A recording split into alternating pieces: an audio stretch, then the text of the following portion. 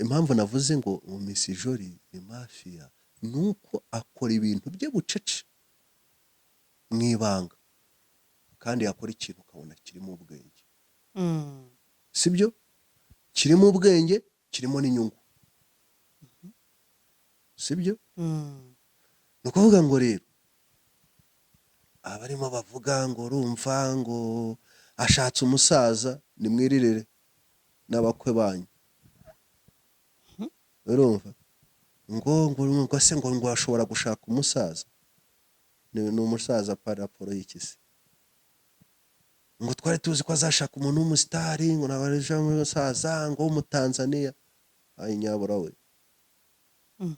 mwana azi ubwenge, urumva?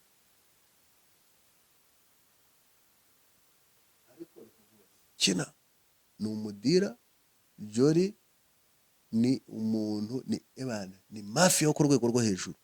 Ntabwo Jolly yagwa ahantu gutyo ngo agendere ubusa, agende kuri kiriya gisaza Mm.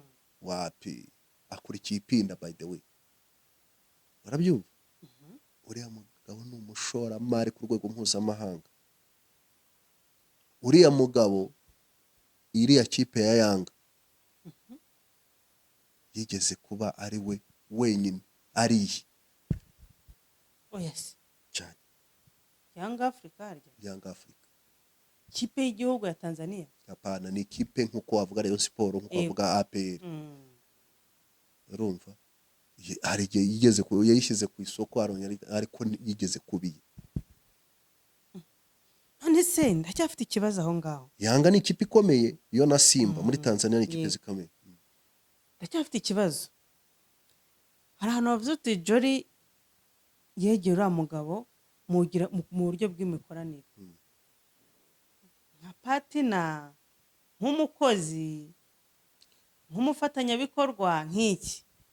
We Jolly baravugwa ngo hari business akorera hanze y'u Rwanda, so ni ukuvuga mu buryo bumwe cyangwa ubundi rero bahujwe na business, ntabwo bahujwe no kumutereta ngo amugire umugore, bahuriye muri business. Ariko undi uko bahura kenshi so agenda amwisangamo Kugeza aho bakundanye. kugera aho bakundana. Ariko reka nkubwire, wowe ari wowe, reka tujye tureba nk'abantu, yego urukundo rubaho tubyemere, ariko abanyafurika benshi bashaka abazungu. Yego. Kubera ko nabo bafite ubuzima. Baba bakurikiye ubuzima, Yego. tuvugisha ukuri. Yego. Tugaye Jolly se? Oya. Wamugaye ari wowe? Oya. None se aragiye ajya gushaka umugabo mu Tanzania, nta kibazo, sibyo? Ni urukundo rwe, ariko nubwo amuruta mu myaka, ariko buriya agiye kuzamura bene wabo bose, Fasha. agiye kubakiza, urumva?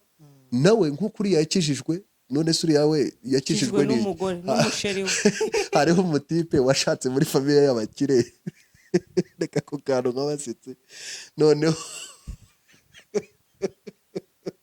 bagenzi be rero iyo bahuye bamubonye aje mu modoka nziza bahita bavuga ngo irakiza araje sha. Connection, mu kwereka connection, urumva we yaramubonye arahita aramukunda. Sasa rero agenda amwereka Connection cyangwa amafaranga. Ku mafaranga. Connection ko nta mukiri ujya utanga Bavuga connection. yuko nubwo bitazwi Jolly ashobora kuba afite business muri Kenya ndetse na Tanzania. Imeze tubwo. Jolly nta kintu kizwi akora hano mu Rwanda, Ntacyo. ariko Jolly afite amafaranga. Utekereza ko yakura he?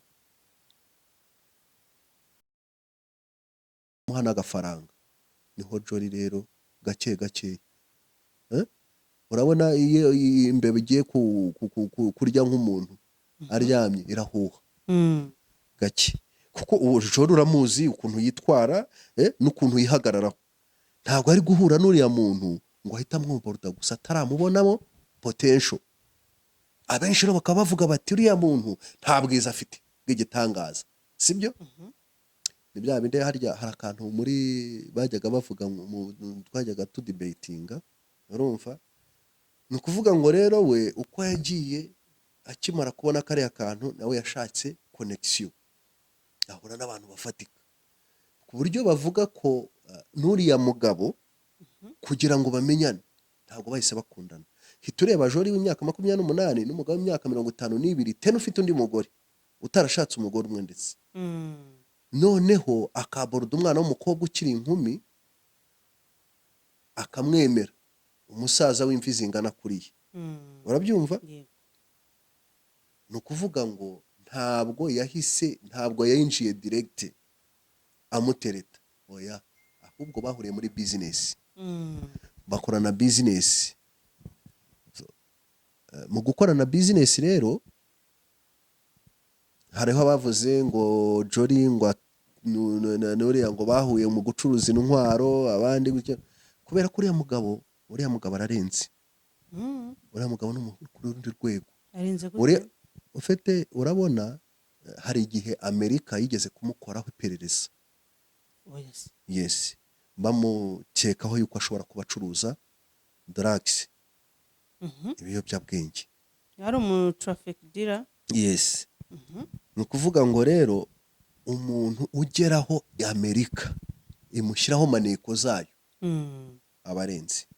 Yego. Abakora business ndengamigabane. So rero niho ngo yamenyanye na Jori muri business. Bamenyanye batese. Hari akantu kavugwamo kananteye impungenge ngo ariko ari umuntu wagiye akorera ama violence nyinshi abagore. Ako kantu nako karimo.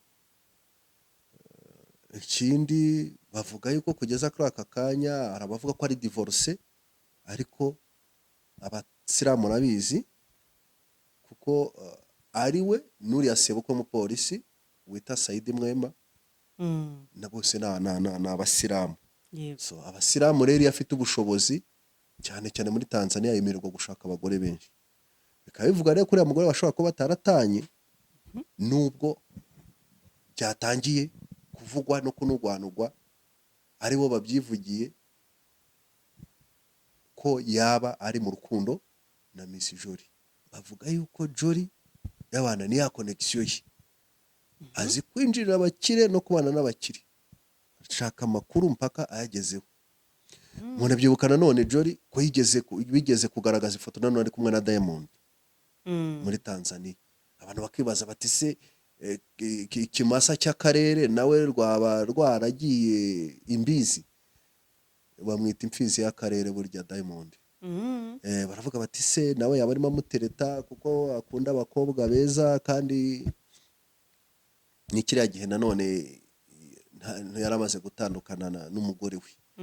So bakavuga bati Jori atari umuhanzi ni gute agira connection kwa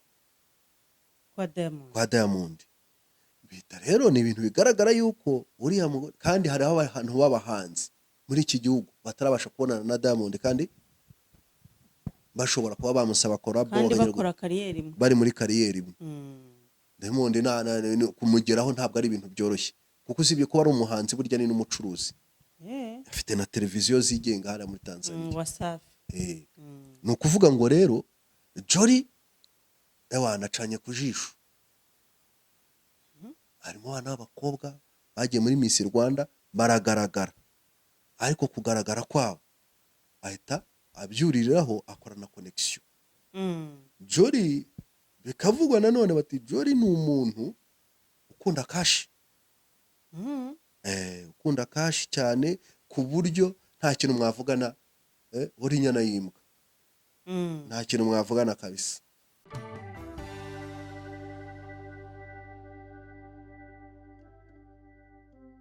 Reka mbasuze kandi mbifurize ibihe byiza mwe mudohema gukurikirana ibiganiro bica kuri Mika TV Show. Nizere ko hose muri amahoro, by'umwihariko mwe mwakoze subscribe kuri iyi channel. Gatubabwire ngo ni iby'agaciro kenshi kuba tukiri kumwe kugeza aka kanya, kuba mwarinjiye mu muryango wa Mika TV Show. Kuri kamera zacu dufite umusesenguzi wacu, umuntu ujya tuwifashisha mu biganiro bitandukanye akagira icyo atubwira uko abibona. Turakwakiriye kandi tuguhaye n'ikaze kuri Mika TV Show. Meze ute? Meze ni sawa cyane ndabashimiye ya umeze neza cyane yo ndashima Imana Mm. ubuzima buragenda kabisa Yego. n'uburyohe dutangiye icyumweru nako dutangiye weekend nako tumeze neza dufite amakuru weekend viba abantu batwihangana dufite akagiripe gripe ariko yabaye n'icyorezo ngira ngo maze iminsi binavugwa batanze n'amatangazo abantu bose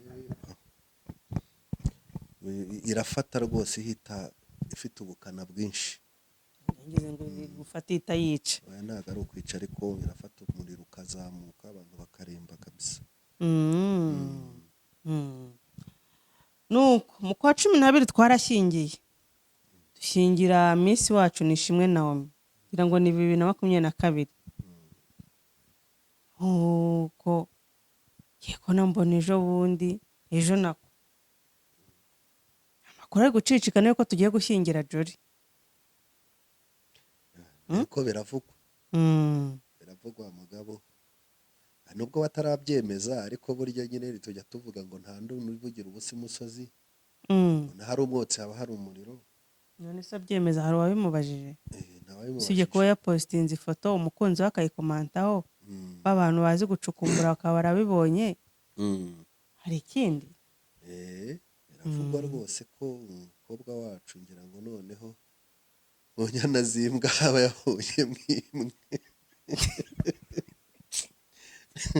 ariko iby'isi ni ikizungerezi naba nayisha bivugiye ko yishakira umusitiyo undi yaravuze ati inyana z'imbwa z'abagabo none agiye gukuramo ikinyana y'imbwa kimwe n'abakibikeho nabaza mbona abantu benshi bavugaho mu buryo butandukanye bavuga bati ese nyuma yo kwita abagabo inyana y'imbwa ntibarabonye utari inyana y'imbwa cyangwa uwo agiye gushaka si umugabo n'umugore ashobora kuba yabonye inyana y'inka inyana y'inka hatari inyana y'imbwa ngaho re ese wabivuga ariko se kuri iriya nyana y'imbwa mbona ishobora kuba ishaje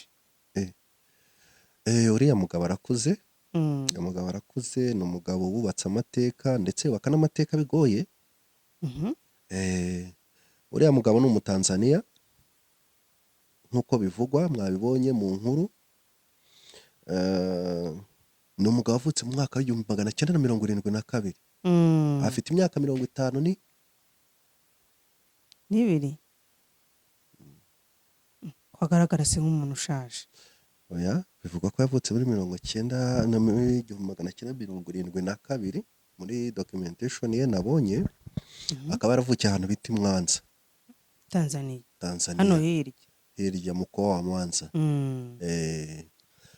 ntabwo ndamenya ngo akomoka kuko hariya buri gace kagenda kagira ubwoko bwatuyemo hariya habamo abashubi habamo abanyambo habamo ndavuga habamo bita abasukuma harimo abanyanja harimo ko atandukanye ntabwo nzi ubwoko ntabwo bigaragara muri profile ye ubwoko akomokamo ariko biravugwa yuko uriya mugabo yavutse akiga Mwanza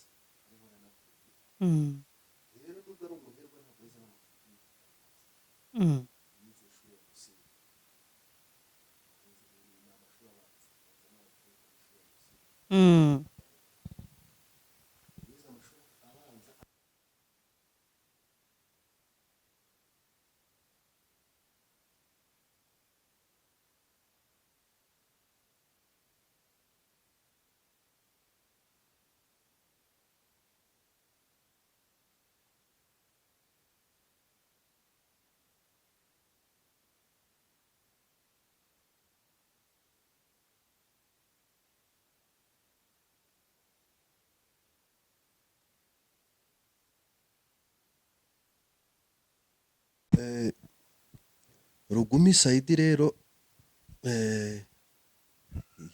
yatangiye nk'abandi bose ashaka ubuzima ashakisha abantu bashobora kubyumva nyine bakavuga bati ngira amahirwe burya nta Imana ntuzamenya aho izaguhera ndimo mvuga ngo buriya ngo akenshi burya biragoye kwevura uri iwanyu. Burya abantu bakirira iwabo ni bake cyane. Bisaba ko umuntu iyo ubonye bitagenda uhindura miriye ukajya no kurebera ahandi mu kandi karere. mu kandi karere. So, ubwo rero yaragiye ajya muri Dar es Salaam, avuye Mwanza aragenda yakomeje ka kazi ke ko guhanagura inkweto, ariko yagendana umugisha. Hageze rero bavuga ngo umuntu w'umukire kuri uru rwego, niho abantu benshi bibazaga bati umuntu w'umukire kuri uru rwego aya mafaranga yakuye mu guhanagura inkweto cyangwa ariko umugisha yarawugendanye, ngira ngo wenda n'amaraso akunzwe, aragenda akubitana n'umukobwa barakundana. Uwo mukobwa rero akaba akomoka ku muyobozi mukuru wa polisi ya Tanzania. Aza rero barakundana birangira mushatse. Yabaze nibyo mvuga ngo harimo n'amahirwe. Tekereza umuntu uhanagura inkweto kurongora umwana wa komiseri mukuru wa polisi w'igihugu. Ntabwo byoroshye, harimo amahirwe, ntabwo ari ibintu byo gukerensa. So ubwo amaze kumurongora bakoze ubukwe, ariko ntibyatinze sebukwe yaje kumufasha, atangira amushingira bizinesi. Urumva nyine nubwo yashakishaga, ariko yari afite mbese impano yo gushakisha, yari afite mu mutwe, usibye ko nta yakomokaga mu muryango ukennye, urabyumva nawe. N'ishuri ntaryo yari yarize. Buriya Abatanzaniya abenshi ntabwo batangiye kwiga ubu ngubu. Ubundi Abatanzaniya arangije arakubwira ati mimi nimesoma tena nimemaliza shule ya msingi. Ubwo yaragije amashuri 7 abanza, ubundi aba ari igitangaza. Rero umusaza yamushingiye bizinesi, umugabo arakora acuruza ibikoresho elegitoroniki, bimugiraho ashinga kampani. Muri iyo kampani rero aracuruza. Sasa rero aza kubona ngo isoko rimwe niryo ryatumye abona amafaranga menshi. Ngo bivugwa yuko ngo mu isoko yakoze yabonye miliyoni 17 n'igice z'idolari. Isoko rya mbere yakoze ryari iryo gufurunisa imashini zingize batera za fingerprint mu sitasiyo ya polisi ku rwego rw'igihugu, sitasiyo za polisi zose mu gihugu cya Tanzania. So aho ngaho rero niho hahise hasa nkaho azamukira. Aragumya arakora, agira amasoko atandukanye, afite n'isoko rigurisha intwaro. Haravugwa nyine bavuga iyo ngiryo ricuruza electronique, ariko afite n'isoko ricuruza intwaro. Ariko ni mu buryo bwemewe, ntabwo urumva arasuplyinga ahawe isoko nk'amakampani yigenga abashaka kugurisha intwaro niwe batuma, ntabwo ari buri wese wigera ku isoko. Intwaro zirasa mu gihugu cya Tanzania. Yego, niwe uzifurunisa, ariko mu makampani yigenga ntabwo azifurunisa igihugu. Kampani za sekirite, burya hari n'abantu bemererwa gutunga intwaro bazigura kubw'umutekano wabo, ariko abifitiye uburenganzira. So rero afite nanone iyo kampani zigurisha. Usibye ko bivugwa yari yavuga gusa, bavuga ko na mugabo afite amakampani menshi cyane. Yaragumye rero arakora nyine, urumva yaramaze kubona burya connection ibigoye kugira umuntu abone connection. Yaramaze kubona umuntu ajya mu gituza wamufashije kugenda agera kuri ibyo ngibyo. Nk'ubwo urumva birumvikana yuko iryo soko rya polisi kuribona ntabwo ari kuribura sebukwe, ari umuyobozi wa polisi ku rwego rw'igihugu, ari ukuri ibyo ry'unuza. Urumva rero nimbara nibonye birumvikana ko habayemo kuboko kwa, of course, kwa sebukwe. ni ukuvuga ngo rero nyuma yaho umugabo yarakomeza aracuruza, agera no aho agenda arenga n'imbibi. Bavuga yuko agira ubucuruzi za Kenya, avuga ko agira ubucuruzi za hano za Zanzibar. Ni umuntu ufite amafaranga ku buryo bufatika, ariko w'umuherwe. Rero nanone gusa bikavugwa yuko ari umuntu wagiye ngo hari akantu kavugwamo kananteye impungenge ngo ariko ari umuntu wagiye akorera ama violence nyinshi abagore. Ako kantu nako karimo. Ikindi bavuga yuko kugeza kuri aka kanya hari abavuga ko ari divorce, ariko abasilamu murabizi kuko ari we n'uriya sebukwe w'umupolisi wita Saidi Mwema na bose ni abasilamu. So abasilamu rero iyo afite ubushobozi cyane cyane muri Tanzania yemererwa gushaka abagore benshi. Bikaba bivuga rero kuri uriya mugore bashobora kuba bataratanye nubwo byatangiye kuvugwa no kunugwanugwa ari bo babyivugiye ko yaba ari mu rukundo na Miss Jolie. dukurikije amagambo yanditswe kuri Instagram ye nako comment yagaragaye aho uriya mugabo yakomentinga kuri foto Jolie yarashyize hanze avuga ko agiye mu Bwongereza cyangwa yagezeyo amahoro. Biragaragara yuko bari mu rukundo. Yego. Abantu rero bakaba batangiye kwibaza bati se karabaye Jolie arongowe n'inyana y'imbwa cyangwa se wenda inyana z'imbwa yaziboneye mu Rwanda, yabonye inyana z'imbwa mu Rwanda, hanyuma abonye ko ari inyana z'imbwa zose abura ukuntu abona nta kintu bizavamo, yija kwishakira inyana y'inka muri Tanzania. Ariko si buriya ntubona ko Jolie ashobora kuba yaravuze inyana z'imbwa ari abagabo bakennye? Of course nyine urumva urabibona inyana z'imbwa nyine ni pari kategori, urumva. Rero abantu benshi bakaba bacitse ururondogoro kubera mugabo amaspace za TikTok nta yindi nkuru irimo ivuga, nta icicikana ni Jolie. Ariko noneho abantu bakanibaza ngo Jolie yaba yaramenyanye n'uriya mugabo gute?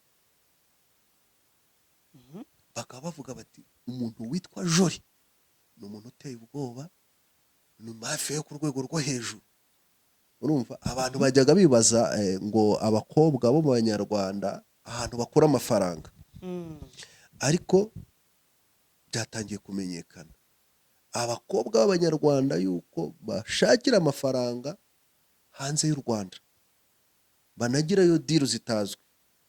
Abantu baravuga bati Jolie twatangiye kumutinya cyangwa se kumwubaha, tubona yuko ari umuntu ufite connection, ufite no kwinjira mu rwego rukabije igihe cya Kainerugaba. Kainerugaba ni nde? Muhozi, umuhungu wa Museveni. Kuri birthday kuri BD. Yes, iyo BD rero murabizi ko Jolie nawe yari yatumiwe.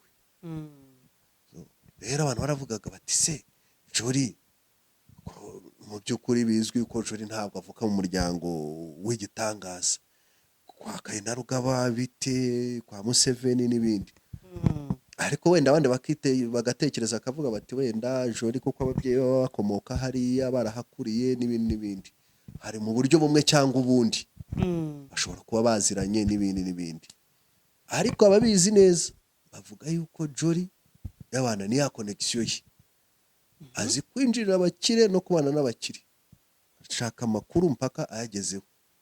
Umuntu abyibuka nanone Jolie ko bigeze kugaragaza ifoto nanone ari kumwe na Diamond muri Tanzania. Abantu bakibaza bati se ikimasa cy'akarere nawe rwaba rwaragiye imbizi, bamwita imfizi y'akarere burya Diamond. Baravuga bati se nawe yaba arimo amutereta kuko akunda abakobwa beza, kandi ni kiriya gihe nanone yaramaze gutandukana n'umugore we. Bakavuga bati Jolie atari umuhanzi ni gute agira connection kwa Diamond? Bita rero ni ibintu bigaragara yuko uriya mugore, kandi hari abantu b'abahanzi muri iki gihugu batarabasha kubonana na Diamond kandi bashobora kuba bamusaba collab bari muri kariyeri imwe. Diamond kumugeraho ntabwo ari ibintu byoroshye, kuko usibye ko ari umuhanzi burya ni n'umucuruzi. Afite na televiziyo zigenga hariya muri Tanzania. Ni ukuvuga ngo rero Jolie anacanye ku jisho. Harimo abana b'abakobwa bagiye muri Miss Rwanda baragaragara, ariko kugaragara kwabo ahita abyuririraho akorana connection. Mm. Jolly bikavugwa nanone bati Jolly ni umuntu ukunda kashi. Mm. Ukunda kashi cyane ku buryo nta kintu mwavugana uri inyana y'imbwa. Mm. Nta kintu mwavugana kabisa. Urumva? Ni ukuvuga ngo rero we uko yagiye akimara kubona kariya kantu nawe yashatse connection. Ahura n'abantu bafatika. Ku buryo bavuga ko n'uriya mugabo kugira ngo bamenyane ntabwo bahise bakundana. Hita ureba Jolly w'imyaka 28 n'umugabo w'imyaka 52 tena ufite undi mugore utarashatse umugore umwe ndetse. Mm. Noneho akaboruda umwana w'umukobwa ukiri inkumi akamwemera umusaza w'imvi zingana kuriya. Mm. Urabyumva? Yego. Ni ukuvuga ngo ntabwo yayinjiye direct amutereta. Oya, ahubwo bahuriye muri business. Mm. Bakorana business. Mu gukorana business rero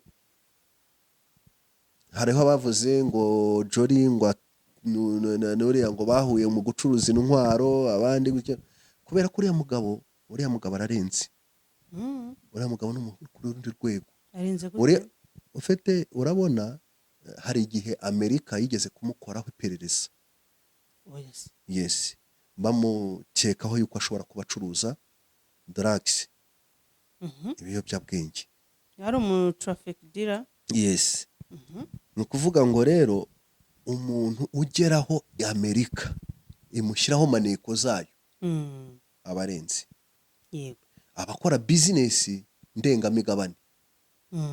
So rero niho ngo yamenyanye na Jolly muri business. Bamenyanye batese? Mu kumenyana muri business. Nawe yari yinjiye muri iyo business meze bite? Byanze bikunze Jolly yagiye muri Tanzania agiye gushaka linya ya business. Akubitana n'uriya mugabo. Bakubitanye baramenyana. Yinjira muri business. Mu kwinjirana muri business uriya mugabo agenda amwereka connection. Mu kwereka connection urumva ubu yaramubonye arahita aramukunda. Sasa rero agenda amwereka connection cyangwa amafaranga. Ku mafaranga. Connection ko nta mukiri cyo utanga connection. Bavuga yuko nubwo bitazwi Jolly ashobora kuba afite business muri Kenya ndetse na Tanzania. Imeze tubwo Jolly nta kintu kizwi akora hano mu Rwanda. Ntacyo. Ariko Jolly afite amafaranga. Utekereza ko yakura he? Noneho rero je ntago mpazi. Jolly afite bivugwa ko afite ama business ahuriyeho n'uriya mugabo cyane. Hanyuma rero muri uko guhurira muri iyo business hakaba ariho havuye koko yagiyemo yabonye ko afite imbaraga z'umufuka.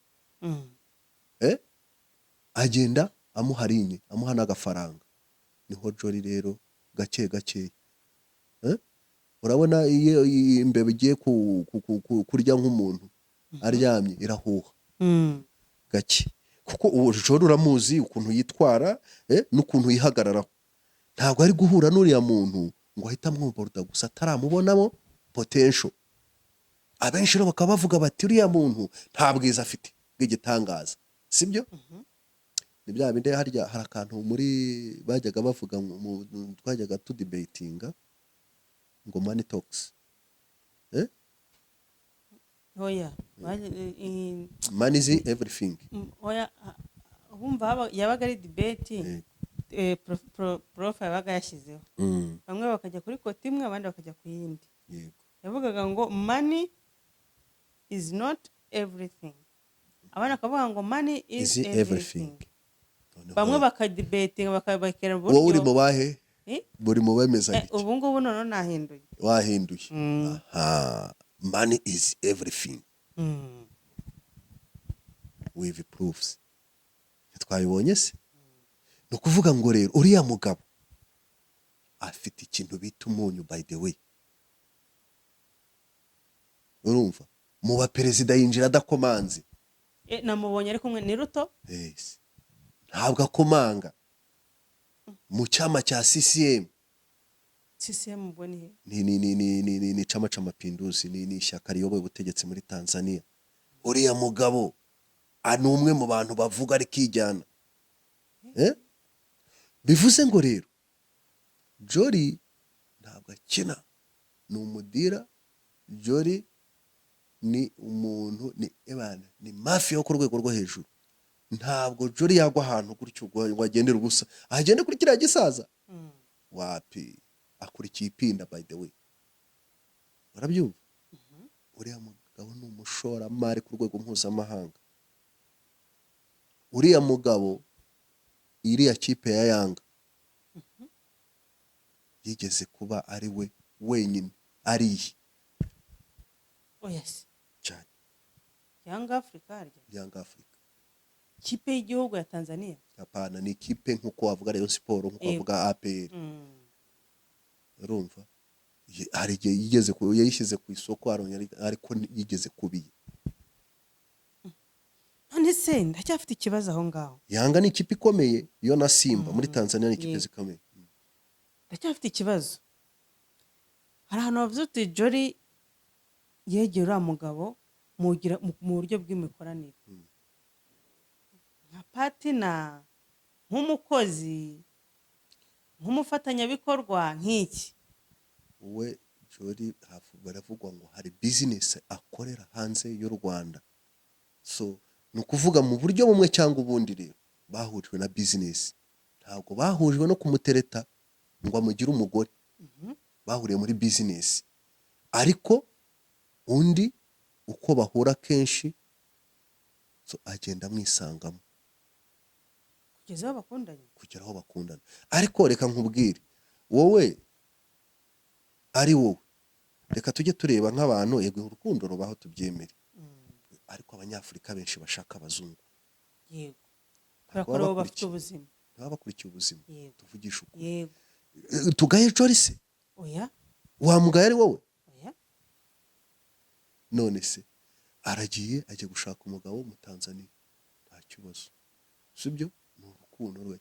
Ariko nubwo amuruta mu myaka, ariko buriya agiye kuzamura bene wabo bose. Agiye kubakiza. Urumva? Nawe nk'ukuri yakijijwe, none se uriya we yakijijwe n'umugore n'umusheri we. Hariho umutipe washatse muri famille y'abakire. Reka ko kantu nk'abasitse. Noneho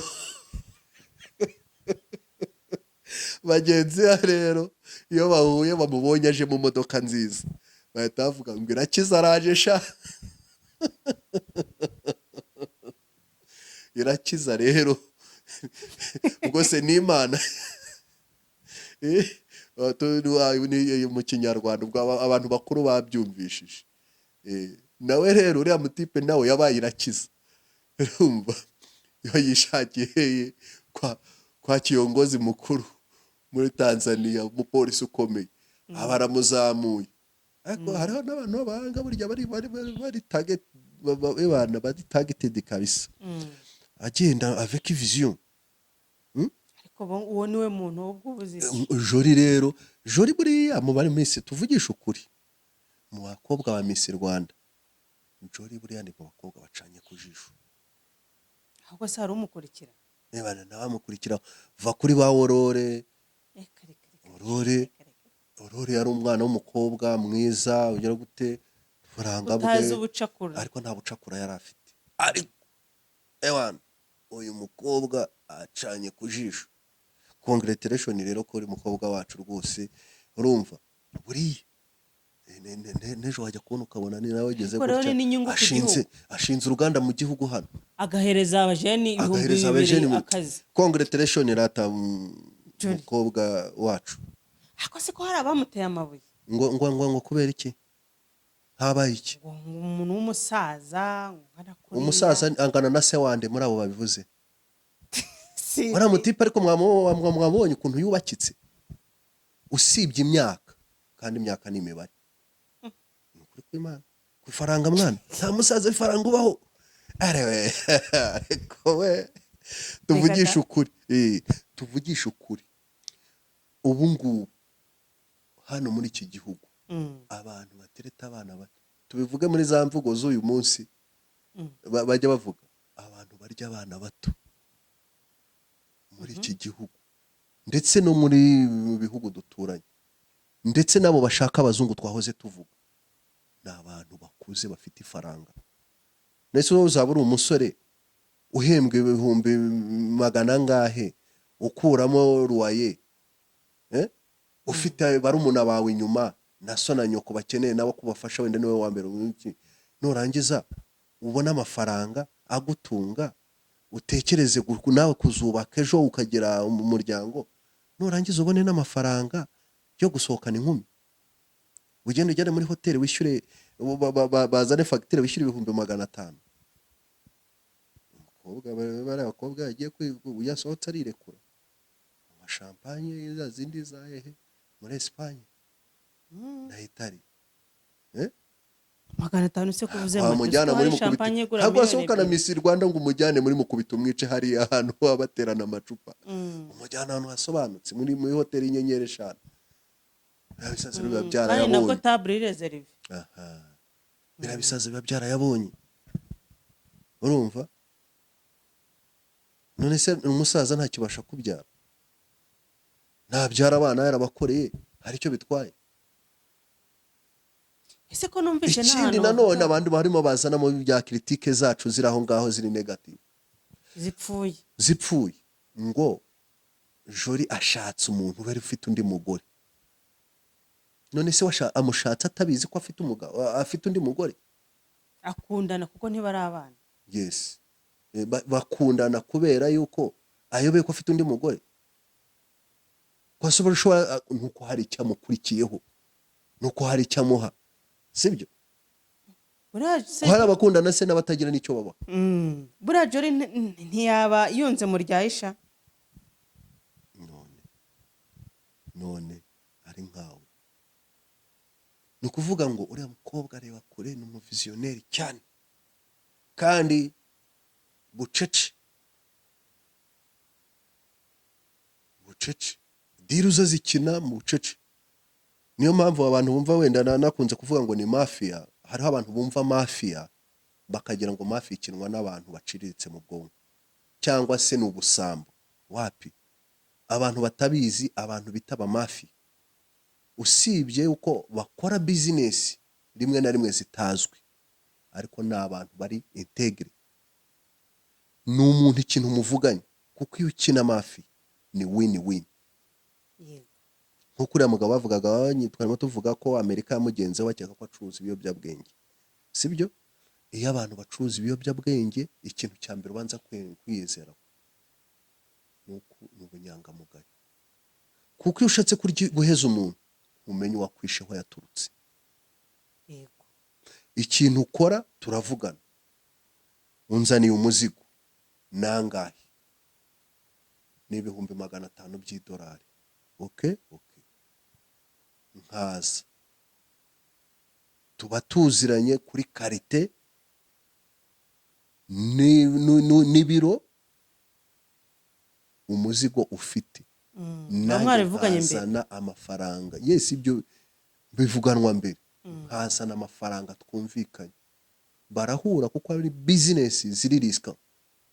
muha muvuganye niho muhurira, ukamubwira imodoka ujemo nawe akakubwira iyashemo na plaque yayo, mugahura nk'abantu bahuye, umwe agenda undi agenda, mwahurira muri hoteli muvuganye, umwe akaza akajya muri parikingi undi akajya muri parikingi, bakava mu modoka bakaviramo rimwe, bakazamuka ahandi twavuze ngo muri hoteli mu hantu naho hari reserve, bakagenda bakicara, umwe akamubwira ati umuzigo wanjye uruzuye, ati okay, akira uwawe, n'undi akamuhereza uwo, bagahaguruka bakagenda, ntawe ujya gukonfaminga,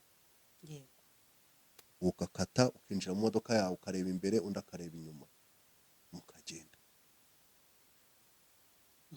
hanyuma rero nimbuzanyemo izo ngizo zo gushaka kuzana inda nini, umenye uwakwishe uwo ari we. Wapi, izindi rero maguyi nanone mafia zikinwa abantu batazi, wenda ziriya ziba zirimo amarisiki bashakishwa nk'uko Amerika bavuga ngo bashakisha guriya mugabo, nk'uko mu gihugu haba hari urwego rushinzwe kurwanya wenda tuvuga ibiyobyabwenge za kokayine, bariya bo ukuntu bakora kokayine nk'akantu kuzuye ahangaha gashobora kuba kugura nk'ibihumbi 100 by'idolari. Ni ukuza diregite bagahura, umuntu mwahura akaguhereza umuzigo wawe ukamuhereza amafaranga, mwasohoka akinjira mu modoka y'undi akamuhereza, undi akamuhereza, agasohoka akagenda, undi agasohoka akagenda, kuko bo baba batinya ko bakwicara hehe muri ya hoteli aho kamera ifata binjira cyangwa basohoka. Yego. Hanyuma ababonye bakaba wenda bazatanga amakuru mu gihe gishakishwa ryabo, bo bahurira mu muhanda cyangwa mu mashyamba, umwe agaparika undi agaparika akavamo, bagahita binjira mu modoka imwe kwa direct ukagenda nawe ukagenda, ariko utizeye ku bunyangamugayo ukina amafi. Urabyumva? Ni ukuvuga ngo rero impamvu navuze ngo Miss Jolie ni mafia, nuko akora ibintu bye bucece mu ibanga, kandi yakora ikintu ukabona kirimo ubwenge. Sibyo? Kirimo ubwenge, kirimo n'inyungu. Sibyo? Ni ukuvuga ngo rero abarimo bavuga ngo urumva ngo ashatse umusaza, ni mwiririre n'abakwe banyu. Urumva? ngo se ngo ashobora gushaka umusaza, ni umusaza par rapport y'ikisi, ngo twari tuzi ko azashaka umuntu w'umusitari, ngo nabareje umusaza ngo w'umutanzania. Ayi nyabura we, mwana azi ubwenge. Urumva?